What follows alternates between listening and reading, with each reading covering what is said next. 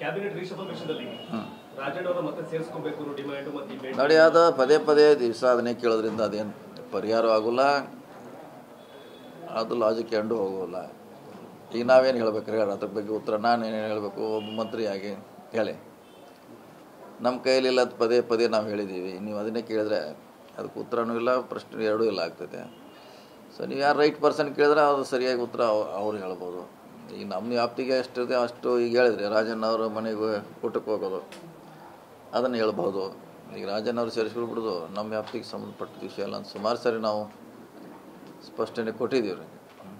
Sir ಇನ್ನೊಂದು sir, ಹಿಂದೆ ತಾವು ಪರಮೇಶ್ವರ್ ಅವರು ಮಹದೇವಪ್ಪ ಅವರು ಒಟ್ಟಿಗೆ ಒಂದು ಸಭೆ ಮಾಡ್ತಾ ಇದ್ರಿ ಸರ್. ಇತ್ತೀಚೆಗೆ ಅವರಿಬ್ಬರು ಸಭೆ ಮಾಡ್ತಾ ಇದ್ದಾರೆ ಸರ್, ತಾವು ಸಭೆಯ ಭಾಗವಾಗ್ತಾ ಇಲ್ಲ, ಯಾಕೆ ಏನಾದ್ರು ವಿಶೇಷ? ಇಲ್ಲ, ಅವ್ರು ಏನು ಮಾಡ್ರು ನಾವು ಅದಕ್ಕೆ ಸಹಮತಿ ಇದ್ದೇ ಇರ್ತದೆ. ಅದೇ ನಮ್ಮನ್ನೇನು ಒಂದು ಸಾರಿ ಮಾತಾಡಿರ್ತಾರೆ, ಅದರಲ್ಲಿ ಮುಂದುವರೆದ ಭಾಗ ಇರೋದು ಬೇರೆ ವಿಷಯಗಳು ಚರ್ಚೆ ಇರ್ಬೋದು ರೀ. ಅದೇ ಚರ್ಚೆ ಮಾಡ್ತಾರೆ ಅಂತ ಹೇಳಲಿಕ್ಕಾಗಲ್ರ.